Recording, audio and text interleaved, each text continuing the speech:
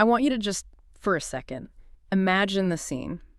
It's December 4th, 2024, early morning. We're in Midtown Manhattan, right outside the New York Hilton on 6th Avenue, and it is freezing. You know that kind of raw, early December cold that just cuts right into you? Yeah, that damn city cold. Exactly. And the street is just complete chaos. You've got sirens, not close, but sort of wailing in the distance.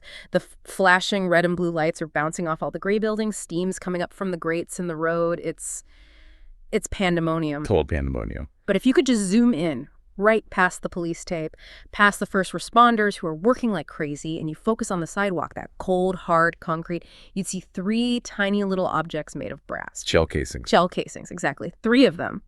Now, you know, in almost any other crime scene, these are just evidence. They're ballistics. They tell you the caliber. Maybe you get lucky and find a fingerprint. Standard procedure. But these were different. These casings weren't just evidence. They were like a manifesto in miniature. It is the one detail from this whole case, even now, 14 months later, that still just sends a shiver down my spine. Because etched into the metal, as clear as anything, were 3 words, 1 on each casing: delay, deny, and depose. And that is the exact moment. Right there, on that sidewalk, that's when a horrible, brutal act of street violence became something else entirely. It wasn't just a murder anymore. It was symbolic. It was a message. A message aimed directly at the heart of the entire American healthcare industry. Welcome back to The Deep Dive. I'm your host. And today we are tackling a story that has, it's really defined so much of the last year in American life. Today is Tuesday, February 10th, 2026. We are sitting here just over 14 months after the assassination of the UnitedHealthcare CEO Brian Thompson. Right. And you might be sitting there thinking, oh, I know this story. I remember the headlines from late 2024. But the thing is, you really don't know the whole story because it's still being written. It's still evolving. It is. In fact, just last month, January 2026, there was a huge legal ruling that completely changes the entire trajectory of what's about to happen this coming summer. It's been a total roller coaster. I think for a lot of us, the initial shock, has kind of faded into the background, but the legal machinery behind it all, it's just now, finally, grinding into high gear. And that update from January is absolutely critical if you want to understand where this whole thing is headed. Okay, so here's our mission for this deep dive. We're going to break this down into a few key parts. First, we have to unpack the event itself, the how. And I mean the minute-by-minute granular detail, because when you actually read the federal complaint, when you look at the surveillance logs, it feels like you're reading a modern spy thriller. Oh, absolutely. It's got 3D printed ghost guns, burner phones, secret aliases, hostels. The level of, tradecraft is honestly terrifying. And then, after the how, we have to get into the who. Luigi Mangione, this Ivy League engineer, the golden boy from a super wealthy family, who somehow turns into the most notorious accused assassin in recent American history. We have to try and understand the psychology there. And finally, and this is maybe the most important part, we are going to tear apart the why, because those words, delay, deny, depose, they weren't just random angry words. They're at all. They point to a very specific book, a very specific corporate strategy, and a kind of systemic burning anger that, frankly, millions of people feel every single day when they deal with their health insurance. And we can't. Look, we have to talk about the public reaction. We have to dive into why, when a CEO was murdered in cold blood on a public street, a huge portion of the internet didn't mourn. They cheered. It's an uncomfortable thing to look at, but we have to face it. It's deeply unsettling, but it's the truth. So let's start right there, right at the beginning. Delay, deny, depose. When you first heard that detail break in the news, you recognized the pattern of it almost immediately, didn't you? I did. Well, it was a slight variation on the pattern, which is actually really interesting on its own. The phrase that's known in the industry, and it's the title of this seminal 2010 book by a guy named Jay Feinman, is delay, deny, defend. Defend. Right. The shooter, or, I should be careful and say the accused shooter, he changed that last word, to depose. Which is a heavy edit. That one word changes everything. Words matter. They absolutely do. Yeah. Defend is a legal term, right? It means you're going to fight a claim in a court of law. But depose, in the way we all use it, depose means to remove a leader from power. It means to overthrow a king, a tyrant. It reframes the whole thing. It's not a legal dispute anymore. It's a revolution. Exactly. But the DNA of it, the root of that message, comes directly from Feynman's book, which is called Delay, Deny, Defend. why insurance companies don't pay claims. And honestly, if you haven't at least understood the thesis of that book, you cannot understand the motive behind this crime. Okay, we are definitely going to do a full breakdown of Feynman's argument in the second half of this because it's basically the shooter's motive coded right into the ammunition. But before we get to the philosophy, let's ground ourselves in the actual timeline. Let's go back to December 2024. Can you set the stage for us? Who was Brian Thompson, and why was he in New York City on that particular Wednesday? So Brian Thompson was the CEO of UnitedHealthcare. And just to give you a sense of the scale we're talking about here, United Group is a corporate behemoth. I mean, a true giant. We are talking at a company that pulled in roughly $281 billion in revenue in 2023 alone. Wow. And Thompson is the guy at the top of that specific division. He's in New York for their big annual investor conference. Investor conference sounds so dry, but this is a massive high-stakes event, right? This isn't just some corporate get-together. Oh, absolutely not. No. This is not a mixer with, bad coffee and some stale bagels in a conference room. This is where you have to stand up in front of Wall Street, in front of the biggest, most powerful money managers in the world, and you have to justify your company's existence. You have to tell them how you're going to make them more money. Exactly. You tell them how you're going to grow, how you're going to keep those stock prices climbing. So Thompson is there to talk strategy. He's staying in a Marriott, but the conference itself is happening right across the street at the New York Hilton Midtown. So he's there doing his job, doing business. But completely unbeknownst to him, someone is hunting him. And I'm using that word hunting very specifically because the federal complaint against Luigi Mangione lays out a timeline that is just. It's incredibly precise. This was not a spur-of-the-moment thing, not an act of rage. No. The suspect didn't just wake up that morning and decide to do this. He had been in the city for over a week planning this. That's right. The surveillance trail, all the digital breadcrumbs, they pick him up, arriving on November 24th, 2024. He takes a Greyhound bus all the way from Atlanta, Georgia, to the Port Authority bus terminal in Manhattan. And right away, from the second he steps off that bus, you see the tradecraft, as you called it, start to appear. How so? What does he do first? Well, just think about it. If you were a well-off tech guy, an engineer visiting New York, what would you do? You'd probably book a decent hotel, right? Maybe use your credit card, get some points, check in with your real ID. Sure. Mangione does the complete opposite of all of that. He goes up to the Upper West Side and he checks into the HI New York City hostel. A hostel. We're talking bunk beds, shared bathrooms, that kind of thing. Exactly. It's a place for backpackers, for international students. It's transient. It's designed for people to flow in and out without leaving much of a trace. Yeah. It is the perfect place to become a ghost in a city of millions. And he doesn't use his real name. Of course not. He checks in as Mark Rosario. Using a fake ID. A fake New Jersey driver's license. Yeah. And he pays for his stay in cash. Every single step is designed to leave zero digital footprint. No credit card charges, no official records. But there's this one moment, this one little interaction during the check-in process. And this is the detail that just feels so cinematic to me. It's like something out of a movie script. He's standing there at the front desk. It's still, a post-COVID world, so wearing a mask isn't really that strange, and he keeps his on the whole time. Except for 1 second. The smile moment. This is so haunting. Yeah. The hostel worker at the front desk, she just needs to verify that his face matches the photo on the ID. And sources later told CBS that she just sort of jokingly said to him, can you show me your pretty smile? It was just a throwaway comment, a little bit of banter. And what does he do? He complies. He does. He does. He lowers the mask for just a second. He looks directly into the security camera overhead, and he flashes this big, charming, handsome smile. Then the mask goes right back up, and that one single frame from the CCTV, that split second of charm, became the face of the nationwide manhunt. It's just so jarring. You see this image of this relaxed, handsome young man, and you know what he's planning. You know he's got a fake ID in his pocket and probably a ghost gun in his luggage. It really speaks to this deep duality of his character, which we're going to get into. Yeah. So, okay, let's fast forward now to the morning of the shooting, December 4th.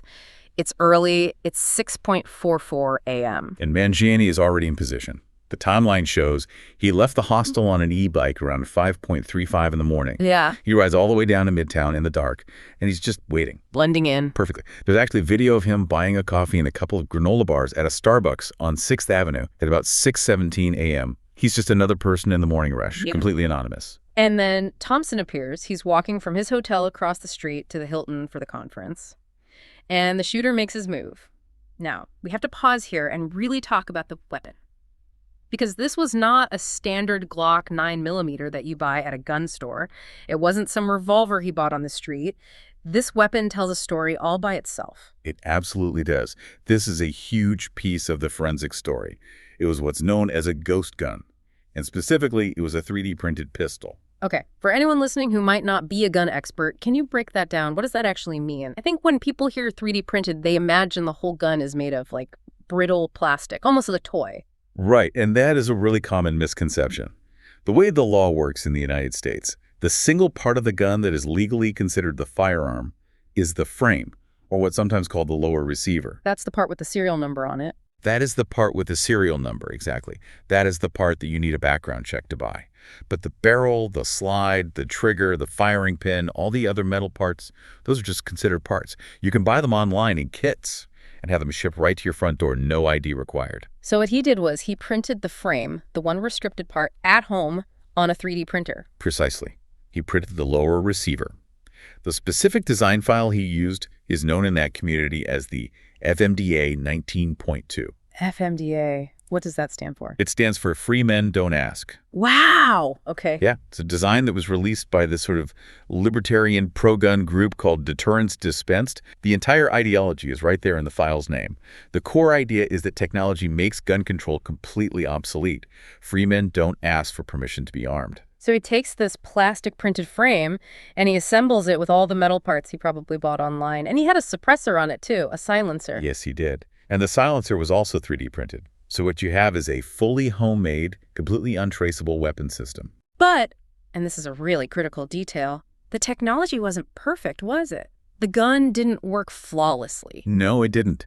And this gives us a terrifying insight into the shooter's mindset. The gun appeared to jam after the first shot. On the security footage, you see the shooter fire, and then the gun malfunctions. It fails to properly eject the spent casing and feed the next round into the chamber. Which happens with homemade guns, I'd imagine. They're not as reliable. It does. But just think about the stress of that moment. You are in the middle of committing a high-profile assassination on a public street in New York City. Your gun jams. Most people would panic. They'd freak out, drop the gun, run, fumble with it. What did he do? He manually racked the slide. He pulled it back hard to clear the chamber and eject the stuck round. He did this multiple times.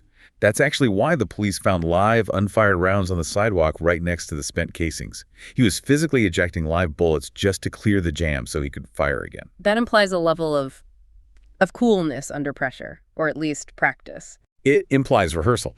It implies that he had anticipated this exact failure scenario and had practiced the clearing drill over and over again until it was muscle memory. He hit Thompson in the back and also in the right calf. Thompson was rushed to Mount Sinai West Hospital, but the damage was just too catastrophic. He was pronounced dead at 7:12 a.m.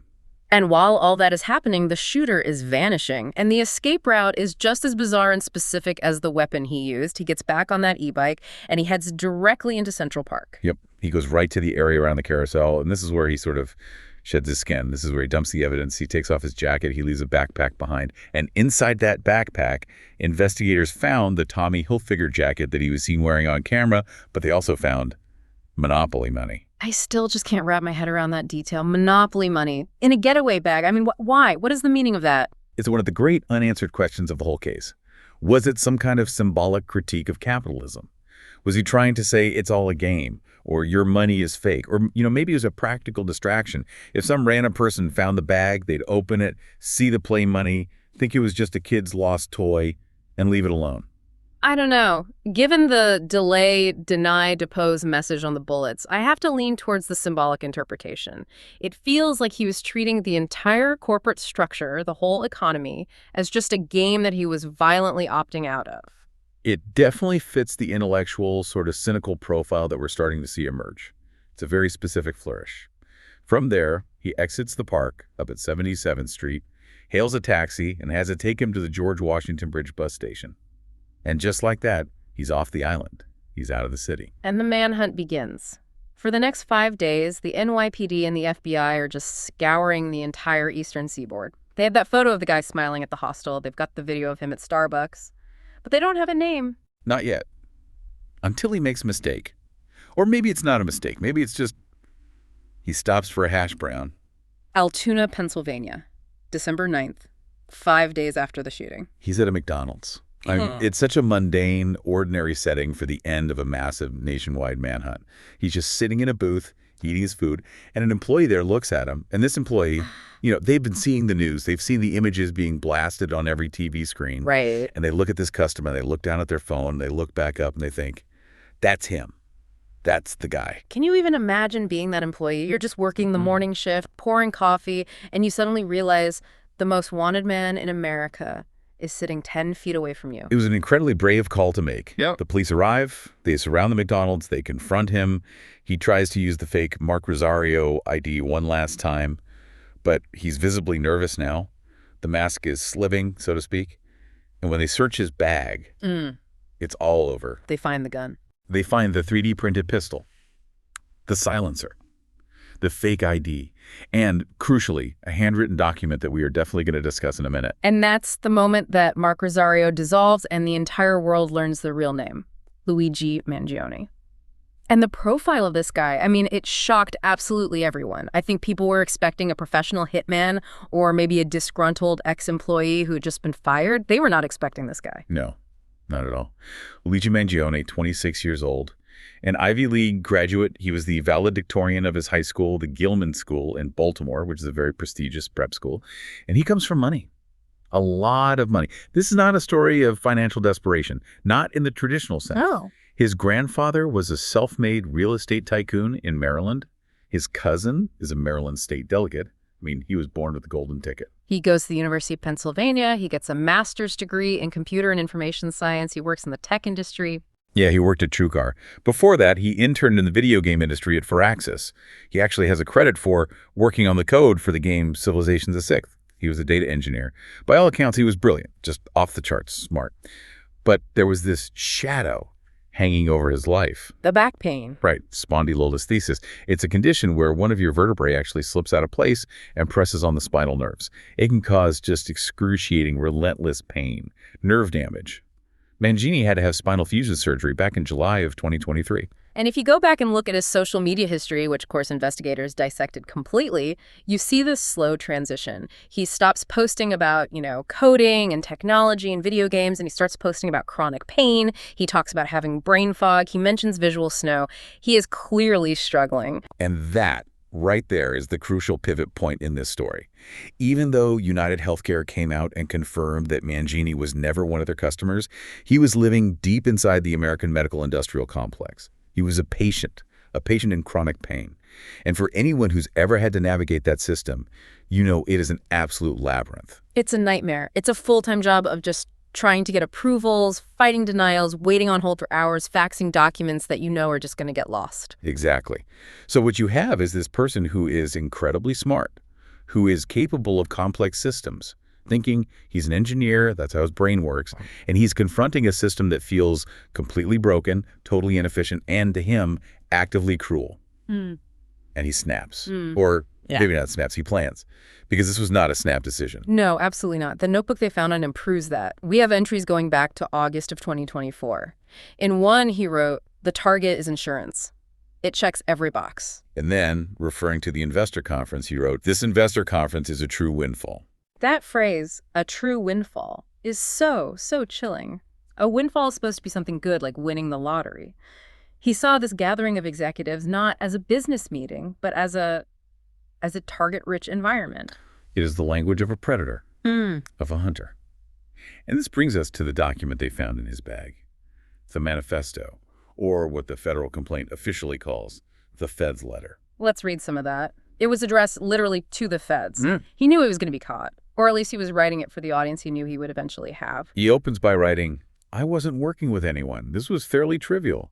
Some elementary social engineering, basic CAD, a lot of patience." Fairly trivial. That is such an engineer's way of putting it. He's almost bragging about the efficiency of the crime he just committed. He's basically saying to the feds, your security, your whole system, it's a joke. But then he gets to the motive.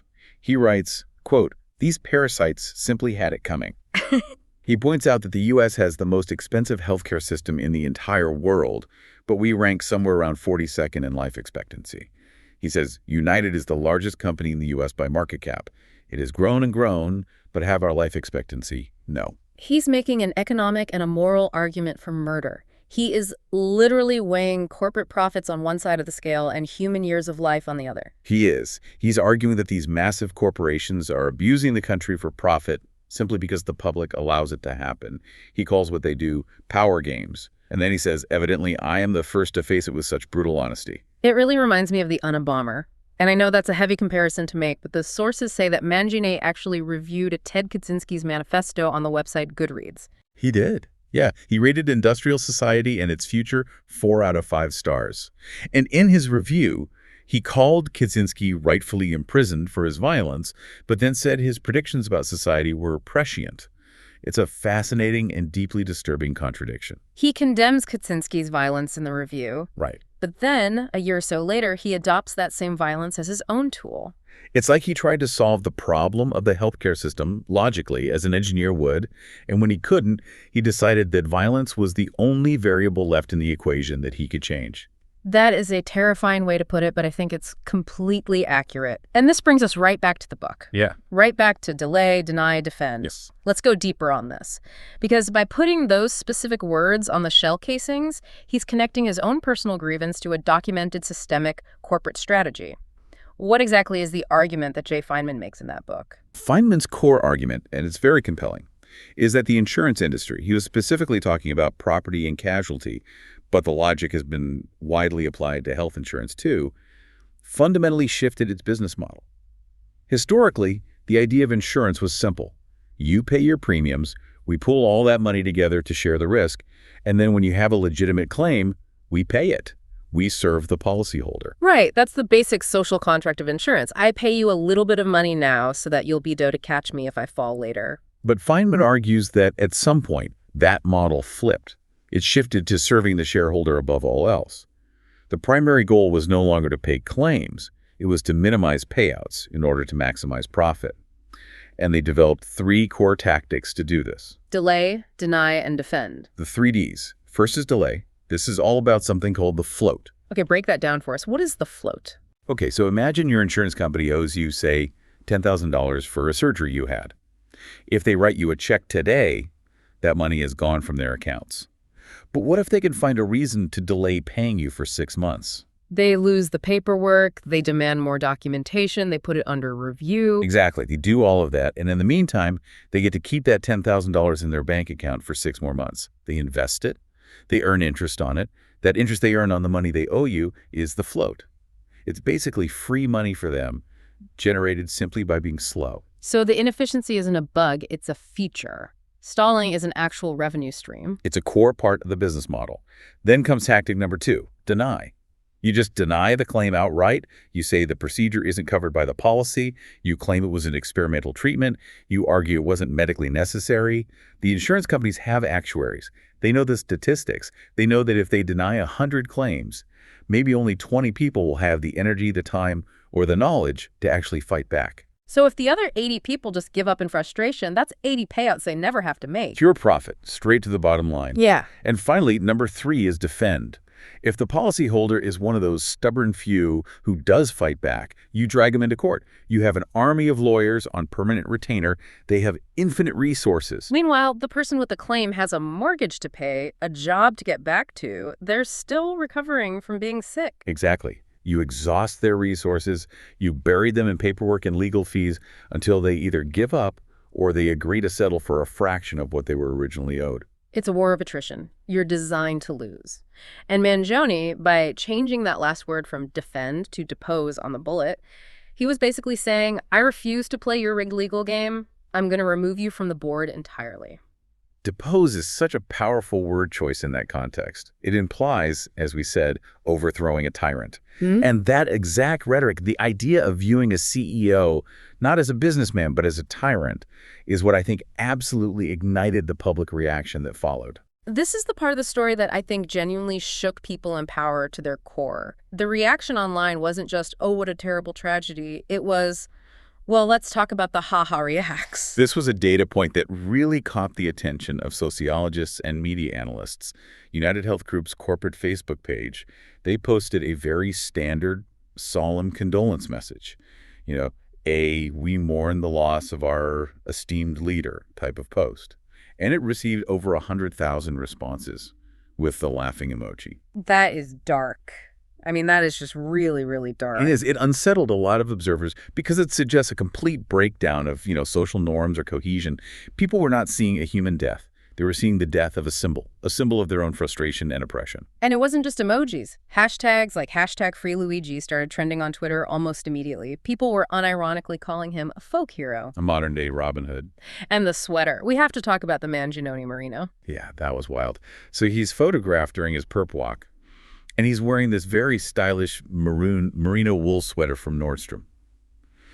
And it sells out online within hours. People were buying the sweater of an accused murderer as a fashion statement. And it went beyond that. You had graffiti artists in New York and Miami. I even saw reports of it in France. Spray painting "Deny, Defend, Depose" on walls. It became a global slogan. But why? I mean, I know we've touched on it, but at the end of the day, murder is murder.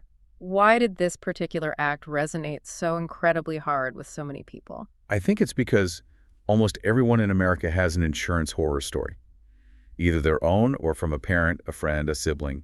The polling data in the source material is really telling on this.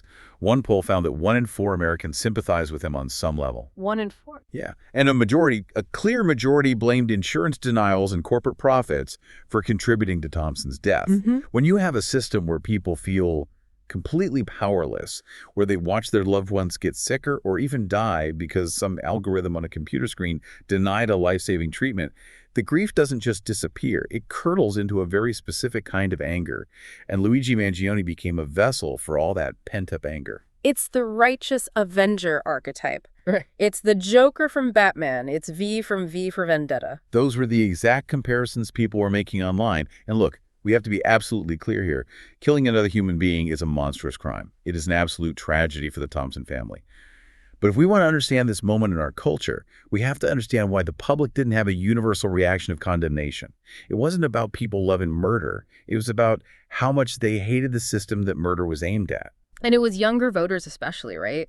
The polls showed that people in the 18 to 29 age bracket were much more likely to view the killing as acceptable or even favorable. That's a generational divide that I think speaks volumes about a feeling of economic and social hopelessness. And the corporate world took notice. They saw those numbers. UnitedHealth stock dropped significantly in the months that followed. Executives at other insurance companies started hiring private bodyguards. They started scrubbing their photos and their personal information from company websites. They suddenly realized that the faceless bureaucracy now had a very public face, and that made them feel vulnerable. Okay, so we have the crime, we have the motive, and we have this explosive public reaction. Now we have to get into the legal fallout, because this has been a 14-month-long saga since his arrest in December 2024, and the ground has been constantly shifting under everyone's feet. It has been an incredibly complex legal battle, and it's being fought on 3 separate fronts simultaneously. There are charges in Pennsylvania, charges in New York State, and a whole separate case in the federal system. Okay, let's break that down. He gets arrested in Pennsylvania first. Right. So initially, the charges there are for things like forgery, for the fake ID, and illegal weapons possession. But he's very quickly extradited to New York to face the main charges. And this is where it immediately got political. How so? The Manhattan District Attorney's Office, they initially charged him with murder, obviously. But they also added a terrorism enhancement to the charge. Murder in furtherance of terrorism. That is a very heavy charge. That's usually reserved for ISIS-inspired attacks or mass casualty events. It is. The prosecution's argument was that by killing the CEO to send a political message to an entire industry, he was attempting to intimidate the civilian population, which is part of the legal definition of terrorism. And it carries a much, much heavier sentence. But that charge didn't stick, did it? No, it did not. And this was the first major legal turn in the case. Back in September of 2025, the judge in New York, Judge Caro, he dismissed the terrorism-related charges. He basically ruled that the act, as horrific as it was, didn't meet the very specific legal threshold required to be considered terrorism. It was a huge blow to the prosecutors who really wanted to make an example of him. So in New York State court, he's now facing a standard second-degree murder charge. Okay, then you have the federal side of things. And this is where the death penalty conversation started. Right. In April of 2025, the U.S. Attorney General at the time, Pam Bondi, she directed federal prosecutors to seek the death penalty on the federal charges, which were things like interstate stalking and firearms charges resulting in death. Wait, Pam Bondi, I mean, that name alone implies a very political dimension to this. Oh, absolutely. The defense team immediately argued that it was a political publicity stunt. They claimed it was just the government trying to look tough on crime, because federal death penalty cases are actually very rare and incredibly complex to prosecute. And that brings us to the breaking news, at least relative to when we're recording this, January 30th, 2026, just a couple of weeks ago.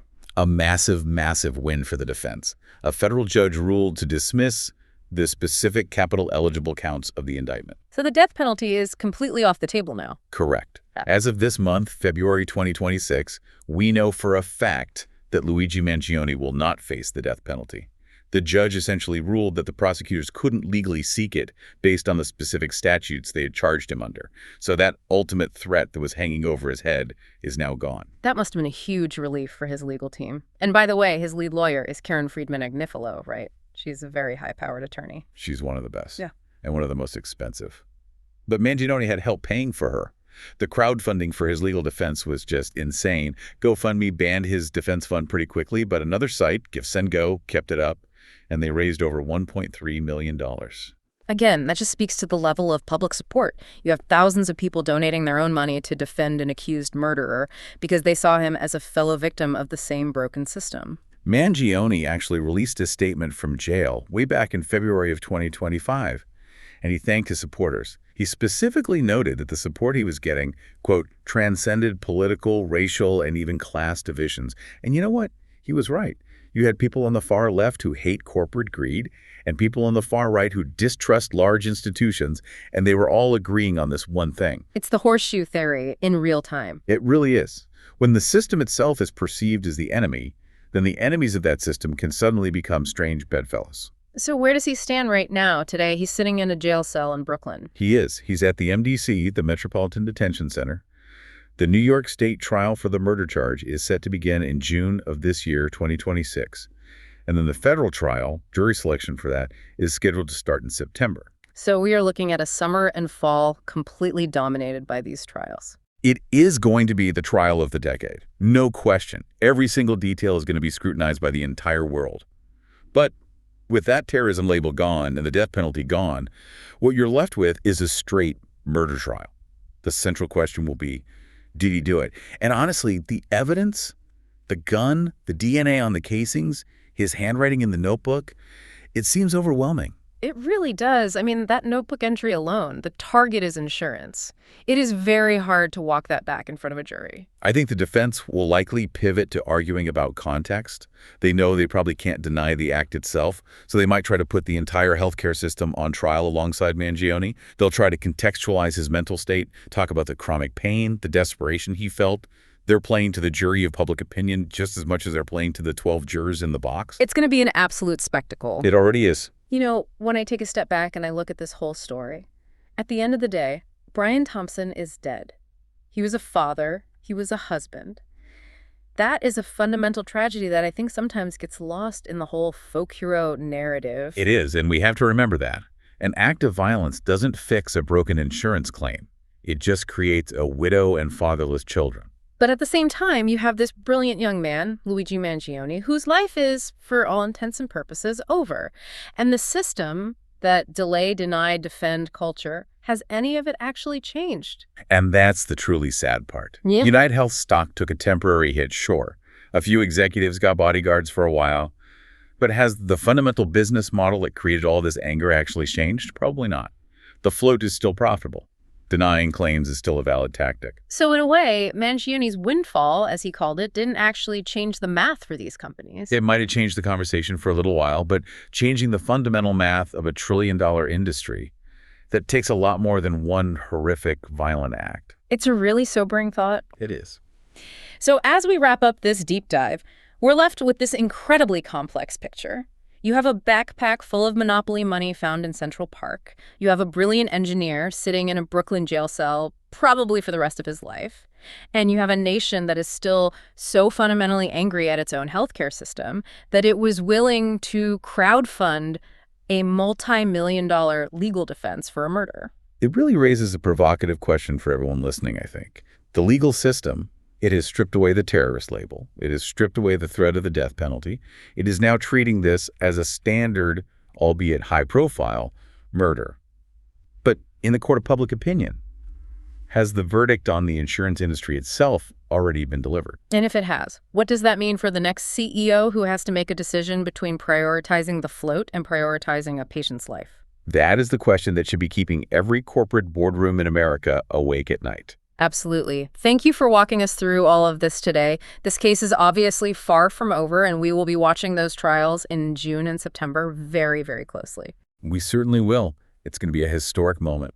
For our listeners, if you really want to get inside the mindset here, go look up the Fed's letter that was found on him. You can find the full text online, read it for yourself, look at that line he wrote about power games.